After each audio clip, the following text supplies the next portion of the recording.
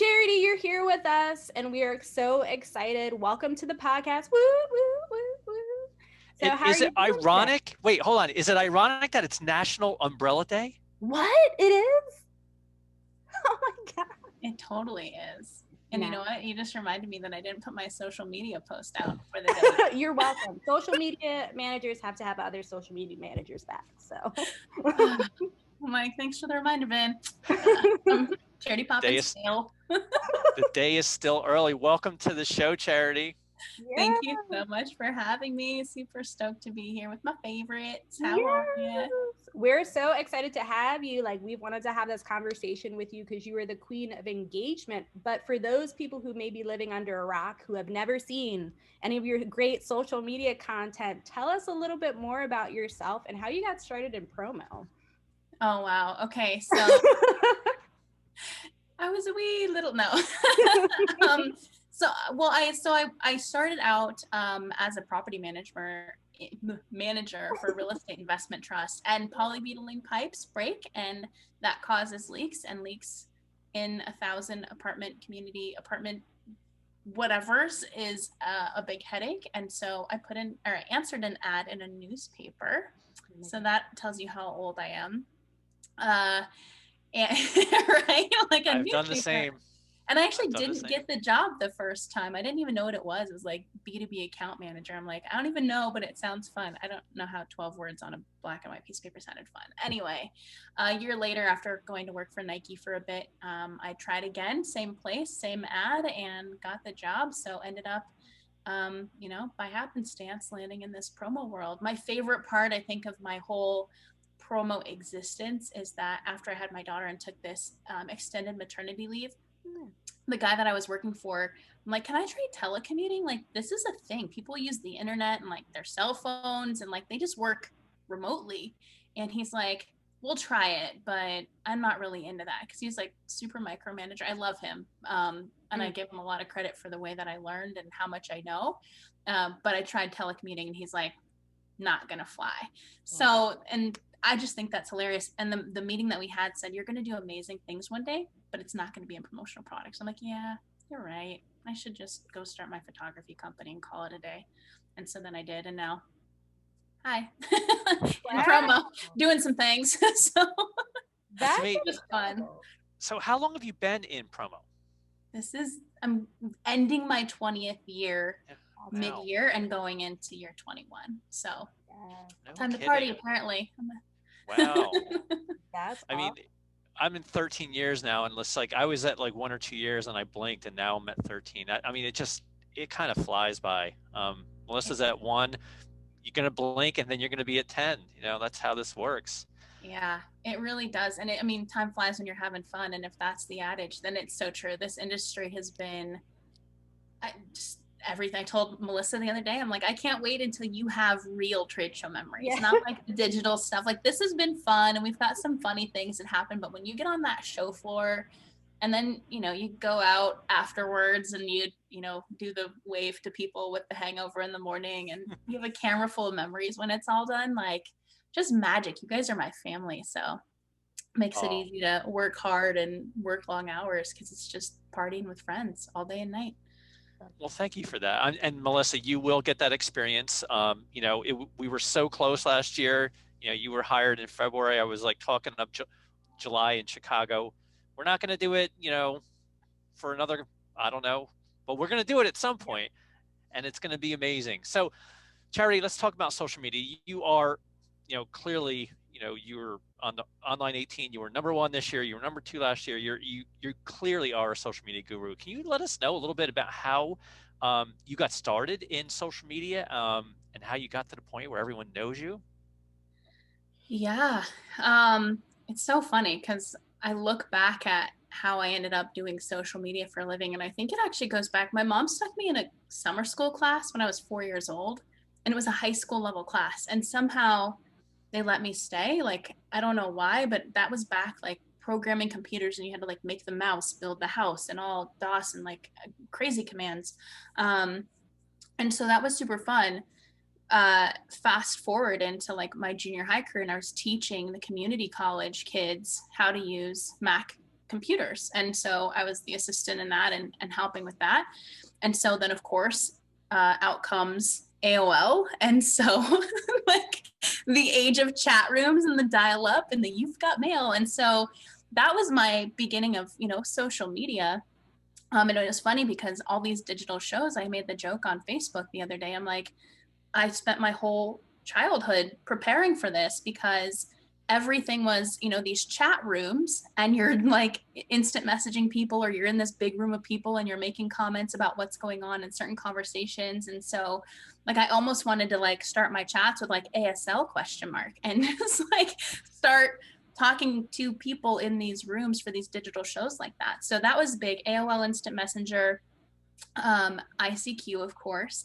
And then not many people were on MIRC, but I was on, it's internet relay chat. So it's all command based and there's different rooms all over the world. And I spent my entire childhood basically, or not my childhood, teenage years in those rooms. And so just the natural evolution, right? MySpace comes along, Facebook comes along, and the goal of social media is to be social.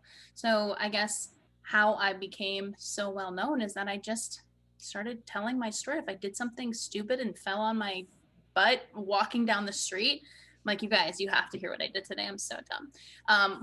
And just bring people along for my story, because I was alone all the time. Like, we were homeless for most of my life. We finally did get a living situation arranged. My mom was working 3 jobs.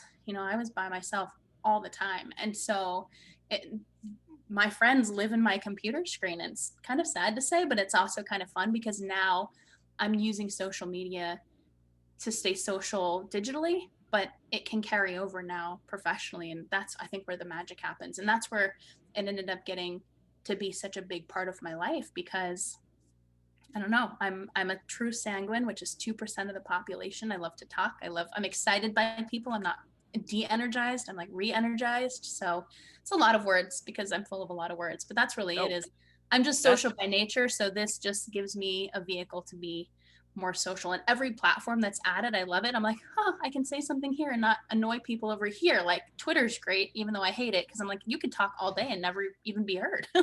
That's true. That's true. Now, I want to talk about what you just said. You've been on some sort of chat room or forum since, I know, what was it, MIRC? I think that's been around since the 80s, if I recall. The chat rooms have been around that long.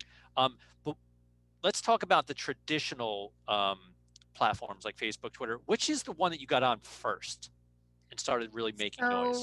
Okay, so MySpace was where I was, and it's so funny because I'm such an early adopter, but I was vehemently against Facebook. I'm like, you guys better not leave. I love MySpace. My profile, I just got my music straight. I just got like my profile design right.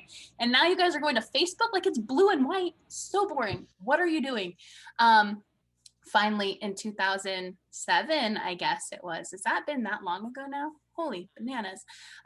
2007, I finally just said, okay, fine. Since all of my friends are there, I guess I'll freaking come to the party. And I did. So Facebook has been my jam for a long time. And as much as I love Instagram, and I love Instagram, and I hate Twitter. I love Clubhouse. And that's about all I can manage. Snapchat's kind of fun, but Facebook is kind of like old reliable because it just has the biggest amount of people and groups. I think there's magic in Facebook groups. So, yeah. I think it's just like so interesting. Like, I always wanted to know your story because I feel like it's always interesting how people cultivate their careers and what they gravitate towards. So you being such a social person, it's so cool that you shine in a medium that I think is like often misunderstood, especially for business. And I feel like the reason, like my personal opinion, like being an outsider, the reason you're so like successful is because you're authentic. Like, you're yourself. Like, you might use it for business, but you're not afraid to incorporate that storytelling aspect to create community, those things that really help the business aspect that I think people forget. So you were saying like Facebook was the first one that you kind of really leaned into out of the platforms, but when did you start making that transition of saying like, wow, this is a great medium that I can use for business? Like, when did you start kind of like seeing that change? So I guess it would be 2010 when I started my distributor company. Okay. And not that I wasn't really using it for business before, but just how I live life, obviously, is that natural progression of whatever I'm doing. I'm telling people about it because I want them to be part of my story, or I think it's funny, or, whatever. So I don't think there was ever a time when I was like, oh, I'm going to use this for business. It's just kind of like, hey, I started this distributor company and I'm going to share what I do. Okay. And again, we had Green Banana Promotions. So we had a little monkey. He was a cartoon. The story about the cartoon is that my friend from kindergarten, like I moved 21 times in 20 years. I have not a lot of friends. I have a number of people that I know that I've brought with me kind of throughout the years. And thanks to Facebook, have been able to reconnect. And so when I started my company, I needed a logo. I could have done it myself, but I have the graphic design skills of a 2-year-old. And so my friend is a graphic artist. And so I had reconnected with her on Facebook. Her son is Max. And I'm like, hey, you're doing graphic design, because she posted that on Facebook. She's like, I would love to do that for you. So she created the monkey. We named him Max after her son. And so of course I'm like, you guys look at my monkey. My friend Heather from kindergarten created this, blah, blah, blah, blah, blah. So it was just, again, it's all just storytelling. It was never, and I still don't think it's ever been like, I'm using this for business. Okay. And there is a book that titled The Most Human Company Wins. I definitely recommend that. But you pegged it, is, being authentic and not being afraid to tell your story. And I love Brian Fanzo on Clubhouse said something the other day, and I love it. Said people can relate to your mess more than they can your success. And so that to me is just a gem. And Marky Lemon says it as well when she presents for ASI. It's like, nobody wants you out there looking better than them anyway. So just show up as you are, and the people that are, needing what you have or that can relate to you are naturally going to gravitate towards you, and who cares about the rest of it? So I just put it out there. I haven't shaved in months. It looks great. You're going for like a John Lennon vibe. Is that? I know. I feel like he like belongs on a Harley or something, or a little like leather jacket with his. I love it. Yeah. Eventually, I'm gonna get there. I have goals. That's awesome. I also wanted to ask too as well, like just from me being a newbie to this industry, you were one of the first people that stood out to me. And again, like we're talking about storytelling, I think having your own like brand, whether it's for a company or if it's your personal accounts for your marketing, your brand voice is really important because it sets you apart.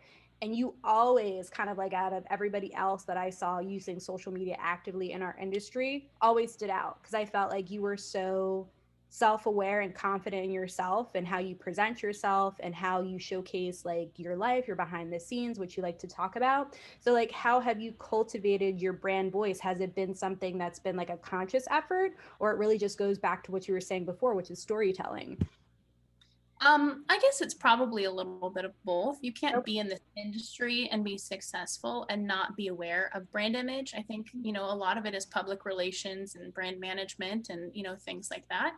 But a lot of it is just authenticity, and just kind of the way that I am. I always say, I'm like, I won't say anything in private or do anything in private that I wouldn't post and make public.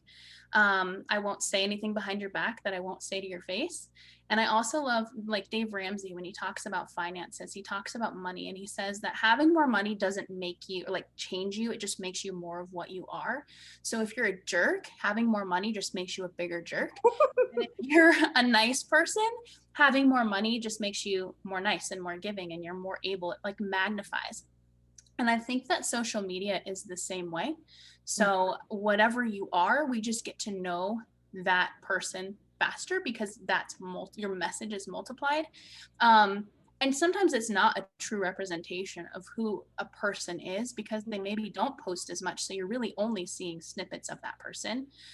Two, we can only interpret somebody's behavior or attitude with the experience we've had to that point so far. So we're experiencing them from our limited view of the world, not maybe where they came from or having that empathy or understanding of their upbringing. But I think those things are important. And then also to realize that whether we know it or not, every single thing that we do online or in person adds to or takes away from our personal brand. So lucky for us, in the promotional products industry, we do talk about branding. We have brand guidelines, it's like, what colors are we going to use? What fonts are we going to use? what are some words we want associated with our brand, and what are words we don't want associated with our brand. And people would be well to apply those same brand standards to not even their online presence, but I think their life, right? That's kind of like our moral compass and our value system.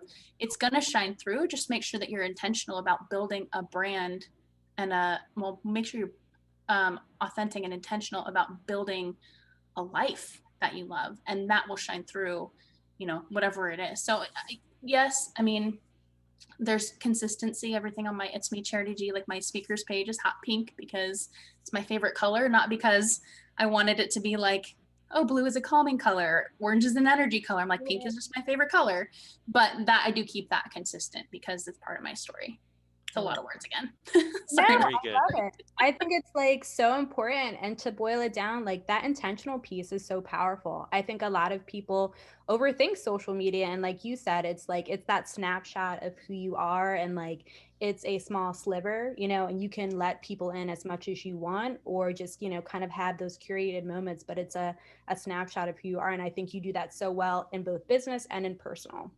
I appreciate that. And I noticed the same thing about you. Just, it's so fun. And Vin, you too, like we're humans first before we're prospects or clients or, statistics or a trend analysis, whatever we are. Before we're numbers or blips, we're people, and we have hearts and we have heads and we have experiences and we have life going on. And I think it's so important to show that kind of a thing. And even before we're promo people, we're people. Like the surveys and stuff that you're putting in the ASI members exclusive group. No, it's not always about cups and pens, because social media is that escape, right? I go there because, it's part of my job now.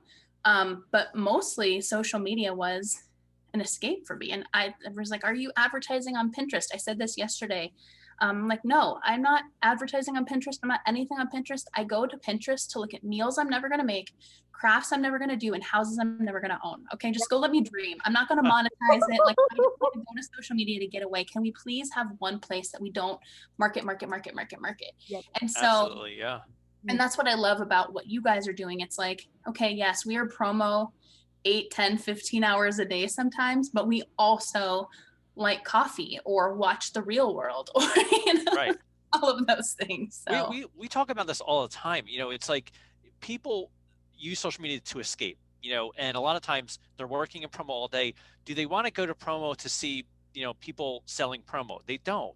They want to hear about, maybe a movie that I watched that I really enjoyed, or the next beer that I was drinking. Like those things kind of make, like you said, like you're talking about authenticity. It makes a brand relatable and human, and that's what people want, and that, like, I've had success with that forever on Twitter, because when I first created the Twitter profile, it was, okay, I could use the ASI logo, but I was like, you know what? This was back in 2009. I even knew then, it's like people want to engage with people. Like they don't want to engage with a brand. Like I know that some of these bigger brands, when I think of like the restaurant brands on Twitter, like, they use the logo, they talk on behalf of the brand because they have to, because people don't, they know the brand. But on a smaller scale level, like our industry, it's like people want to know who's behind that brand, and those are the social media platforms that get, or the accounts that get more engagement. It's like Melissa, she speaks on behalf of ASI. I'm Vinny, I speak on behalf of ASI, and we get great engagement that way. Yeah, and I love too that you like the day that we had the meetup in Chicago, it was, Vin and Patrick when he was with us, and it was ASI and these companies, but it's Charity and Patrick and Vin and whoever else, we're going to meet for coffee.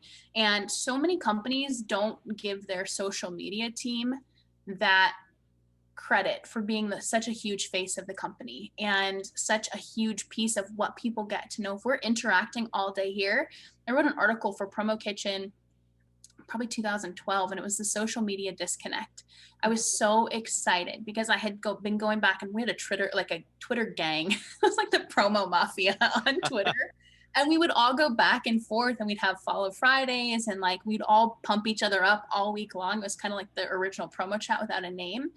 And so we'd go to a show, and I ran as fast as I could to this booth, and I was like, oh my gosh, is this person here? And they're like, she's our social media person. She doesn't come to shows. I was like, but I'm the social media person. And I'm at the show, and she is who I know from your brand. Like, I want to hug her so bad. I want to just bring these conversations to life. So bring your people to your booth. It's crazy that you say that, because in the last couple of years, I'm the same way. I get to know all these people, you know, and the people behind the brands on Twitter, on Facebook, on whatever network. And I go to a show, and nobody that I talk to in that booth knows what I'm talking about.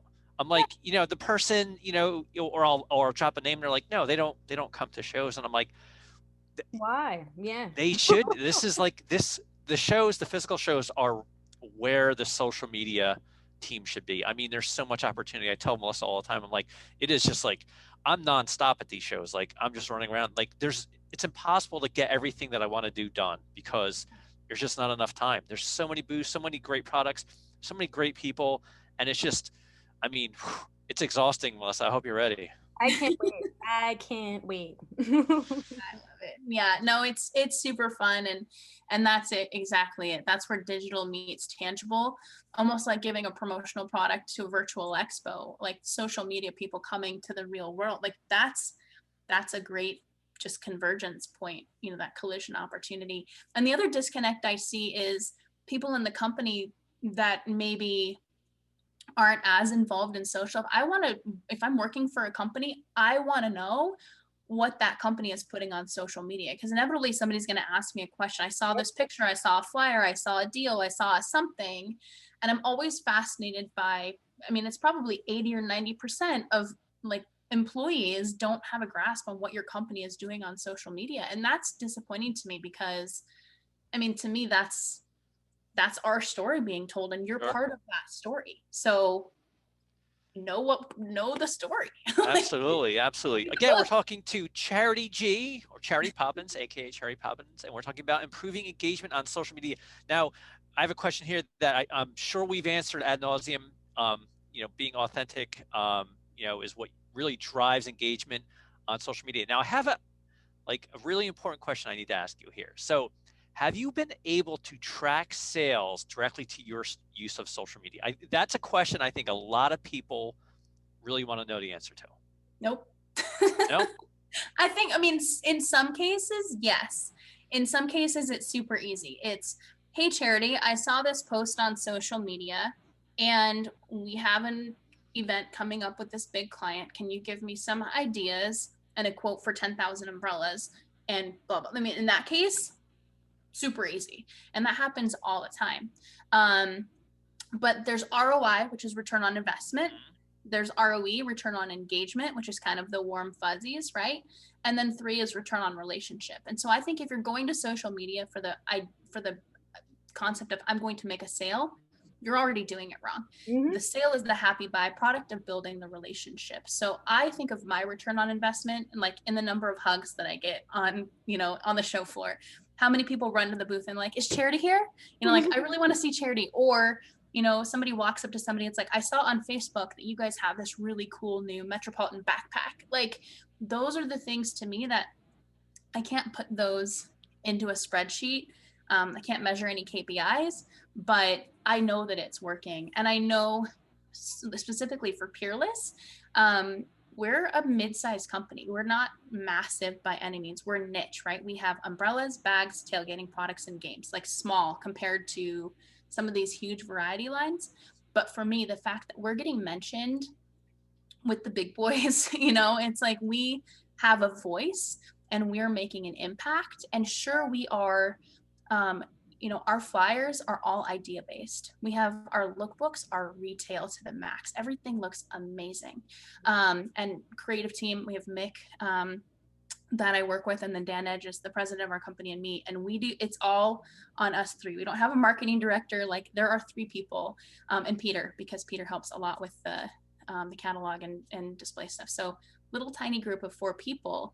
And it's great. You could have this amazing product, but I also know they say if you could have the most amazing pizza on the planet, but if nobody knows about it, you're not going to sell any of it. We have amazing pizza, catalogs, flyers, sales tools, whatever, and people know about it. I see, like, in our sales flyer gallery, and our lifestyle gallery, I get the notifications of every download of our lifestyle images, and it's 30, 50 a day of people getting those images from our website. So I know that what I'm saying is working, even if I can't put it in this turn into a sale. The fact that we even just have a voice and that we're recognizable as a small, tiny niche company, not tiny niche company, but a smaller company with this massive, that, and that voice is being like megaphoned through social media, correct? Yeah. Oh, 100%. And it's difficult too on the supplier side. So the other thing I'll say is even return on engagement is hard to measure on the supplier side, because when you're a supplier and you put out content, it's like, we're lucky to get 30 likes on a post, because people inherently, distributors, I think, won't engage because they're worried about people kind of decoding the supply chain. Sure. So we won't get mentioned if they repost our stuff. We don't get likes on our images. People won't comment on Facebook necessarily because it comes up in the feed. So I think there's a lot that we're not seeing. And sometimes companies, especially when they're hiring social media professionals, it's like, well, I really want to see massive engagement. I want to grow to a huge following. Like, you're going to be lucky to get 2,500, 3,000 followers on a supplier page, because that's how many distributors, which are actually your customers, are even using social media, and only probably a tenth of that is using it regularly. So that's so they just don't want their customers going direct. Yeah. They don't want to be associated with it. They'll look at it, they love it, they'll reshare it privately, but they won't engage with us. So that's a tough thing too, to not get disappointed. You have this great post and you're like, 12 likes? Like, that's it? Like, right. My daughter posted a picture of her frog eraser and got 500 likes. Like, why does nobody love us? But así es la vida. That actually brings me to a really good question, because I feel like, what you're touching on is really important, is just having those realistic goals and KPIs for social, and that, like,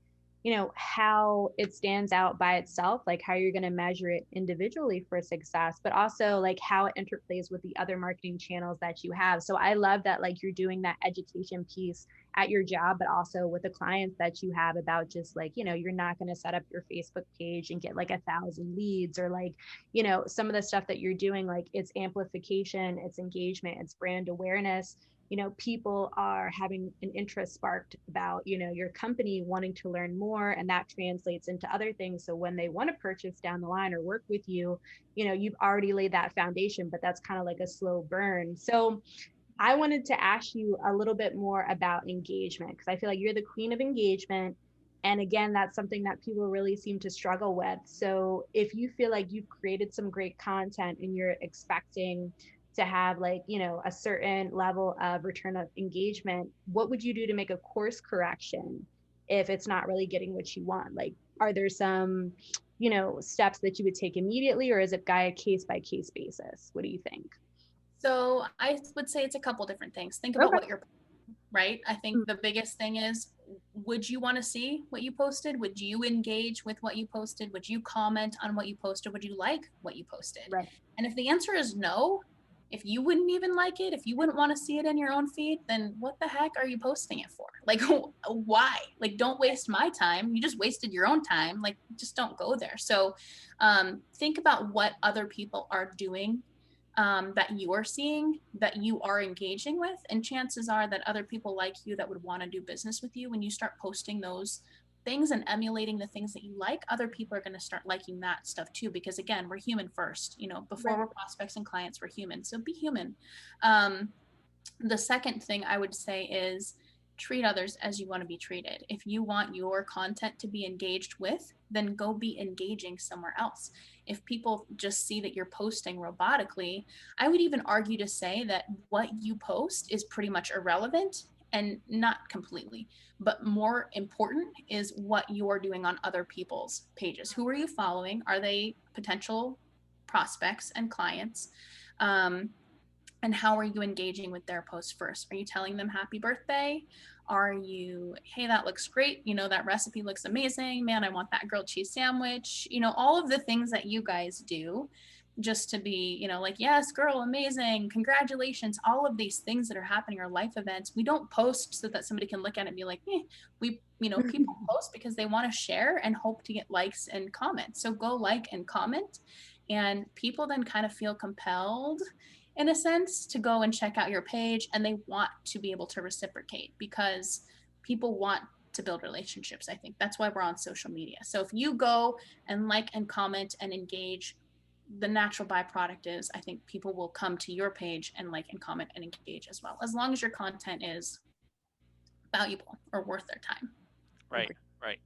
All right, Charity, we have two more questions here. I think you kind of answered this next one, but I'm going to throw it out there anyway, because we have a lot of people in this industry who are hyper small businesses, 1 or 2 person mom and pop shops. They have very little time for social media, but they know it's important.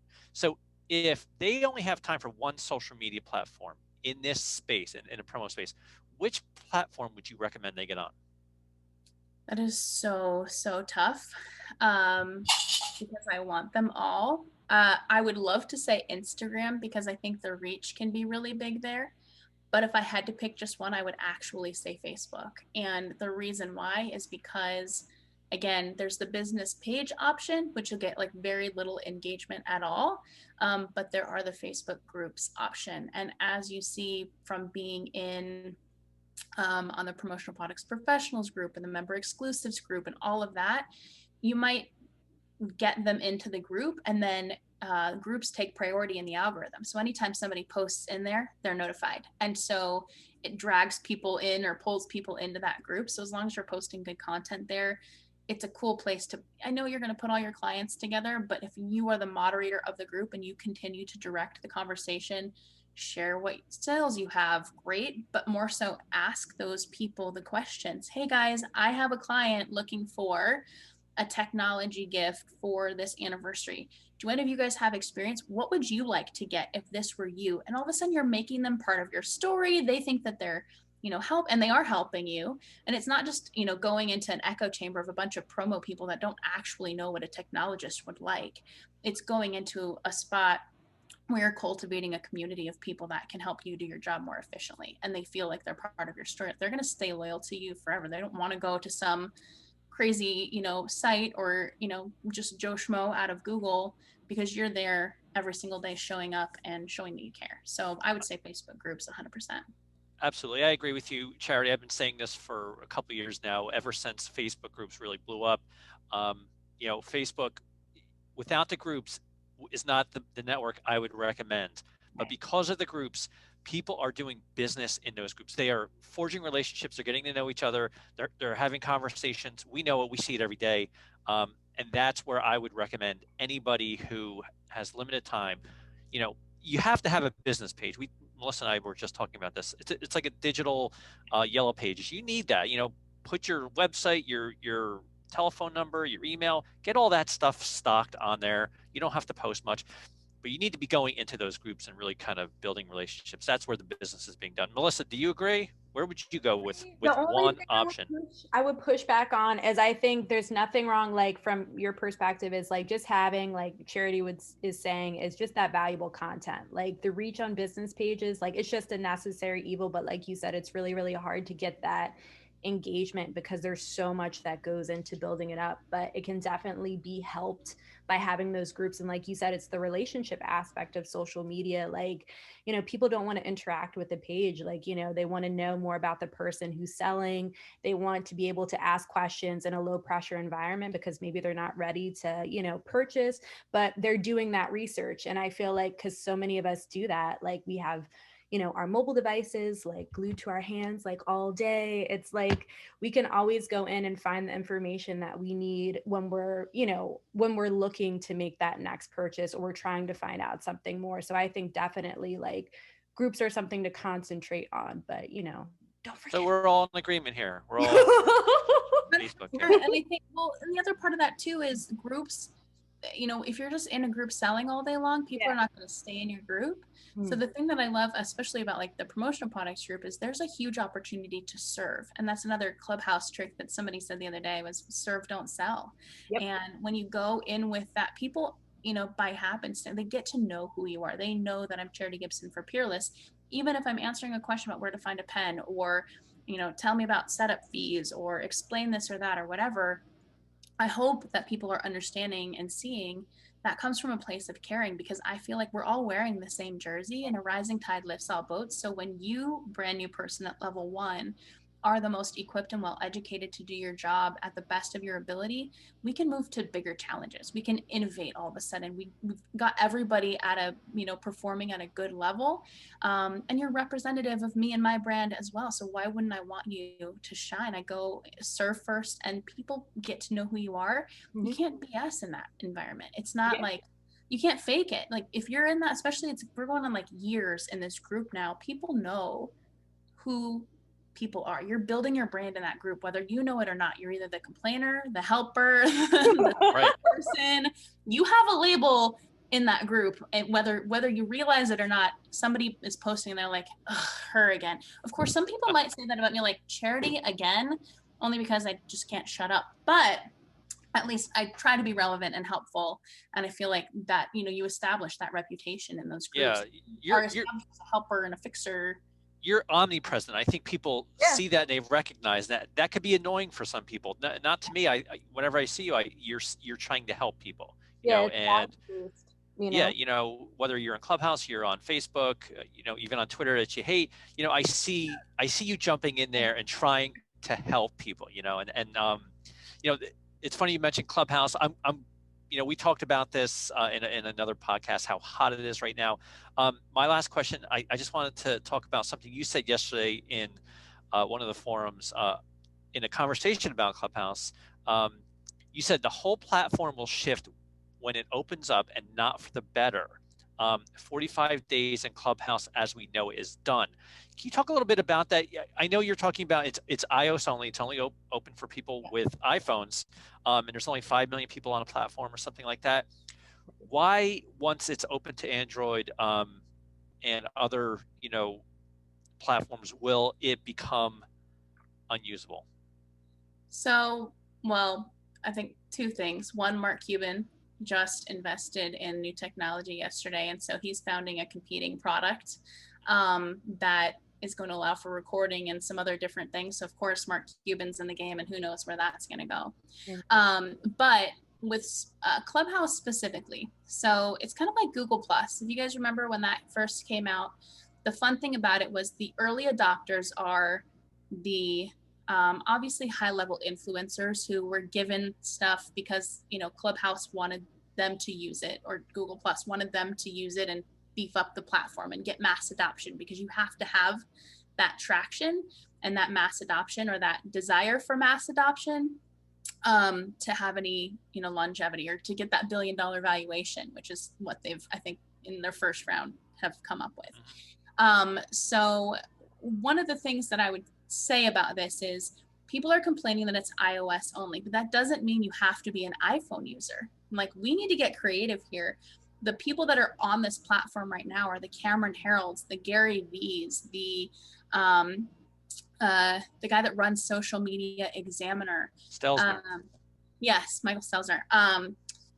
All of these, Brian Fanzo, Jess Ekstrom, Forbes Riley, all of these huge names are on this platform right now in rooms with 12 and 15 and 30 people.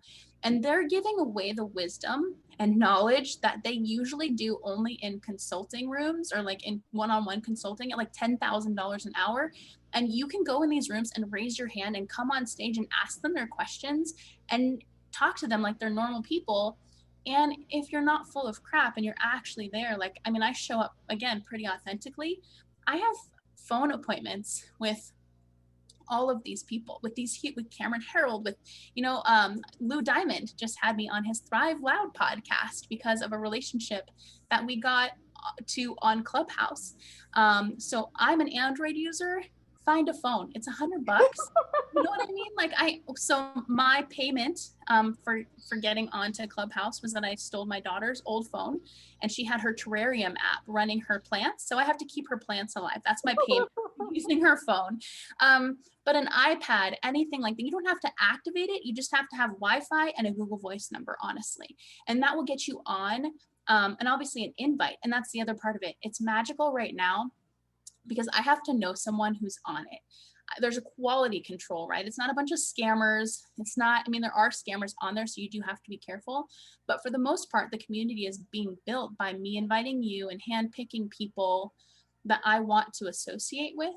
So, you know, having, again, it goes back to how many people are on the platform, how many people are actually using it on a daily basis, and what type of content is being created. So think about what happens. They don't have an Android dev team. So for everybody, it's like, oh, they're elitists. No, it's 9 people and they can only scale so much. And you see these big shows and things like that. When you get too many people on a platform at one time, it crashes. So they're taking their time to scale and build the building in a way that makes sense to keep everybody happy while the platform is expanding. That's smart marketing. And it also gains, you know, it gets people excited and builds that desire because people want in because it's limited edition. So remember that when you're creating swag too. Limited edition, hot seller, or hot giveaway.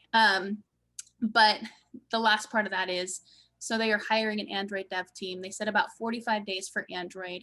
It might be a little bit longer depending on how they open up the invite process, but as soon as you're allowed to everybody make an account, it's the same thing I always say, marketers ruin everything. And all of a sudden it's a bunch of noise. You've got so many rooms to go into, you don't even know. You've got thousands of people in these rooms, so you can't raise your hand and have meaningful conversation. The room sizes go from 12 and 15 and 30 people of really successful, high-level thinkers, thought leaders, authors, VC, angel investors, all of these amazing people that are using the platform now authentically and showing up every day sharing their wisdom. They kind of fade into the background because there's too much noise, and then all you're left with is an ocean full of minnows. And sure. I think that's where it becomes, I'm out. So strike while the iron's hot right now. Get onto Clubhouse, even and if I hope you I'm don't. Wrong, by the way, well, I really hope I'm wrong because I mean, I think we can revisit this down the line and see if you were wrong. But like you said, you know, I'm in a bunch of chat rooms, you know, and I'm like, I don't expect to be like one of only 25, and I'm like, oh my God, there's some big hitters in this one, and I'm one of 25 people in there, and it's pretty amazing. You can raise your hand, get right up on stage, and talk to Gary V. You know, and I'm like, you know, this is Gary Vaynerchuk. This is a guy who everybody knows on social media, you know, and we have the opportunity to really kind of get in there. And you're saying that once Android is in the game, that those rooms then become like 1 million people, and you're not even going to like scratch the surface on that. You might be able to still sit there and listen in. You know, I definitely see that, but like right now I'm modding rooms with Brian Fanzo, and I'm up on the stage. I've always wanted to speak on the big stage with all of these names, and it's like I ask a question, I provide value, they say, oh, that's Charity, she's valuable, and they make me a mod. So now I'm a mod. Every time I come in this specific club, I'm a mod, I get automatic mod. And so it's like I'm on the stage literally speaking with legends. Literally, I mean, they know me, they follow me, and now we're direct messaging back and forth. And that's so much magic right now. You can't that's so cool. Get the iPhone. Find an iPhone. Stop making a mountain out of a molehill. Just use your brain, creative think, get on the platform right now before it loses its luster, and engage and provide value, or just listen and make sure you have notebooks, because man, I have filled 2 full notebooks. I sent myself 300 text message emails, like not text message, but like text to email, because I don't know why. Sure. I was Evernote. I have knowledge, like I feel like chaotic mess because I can't even handle it all. It's like an overload of awesome information. So get on Clubhouse. That's great. That's awesome. Well, thank you so much for your. Oh, Jinx, Vin, I'll let you. Jinx, we jinxed each other there. Charity, before we go, like, you know, you want to let everyone know where they can find you? Yeah. Everywhere. Just wiggle your nose or blink. No. So obviously I am the voice behind Peerless Umbrella on all social media channels. So make sure you give Peerless Umbrella a follow. You can also find my public Instagram at It's Me Charity G and charityg.com. But yeah, that's pretty much where it's at. Peerless Umbrella and Charity Poppins. Hanging out. And it was a pleasure. All that. What's that? I said it was a pleasure. It was so nice to like have this conversation, because I feel like I knew it was just going to be awesome. You're going to have so much good insights, but you know, I feel like this is going to be great to share with our audience. So we really appreciate your time. Thank you guys so much. I appreciate being here. Of course, you guys make it the most fun because you guys get it, and it's fun to talk with like-minded people. It makes it that much more exciting. So thank you for being you and for all that both of you guys do. ASI shines through you, and I love it. Keep on shining. Thank you so much, Charity. Take care.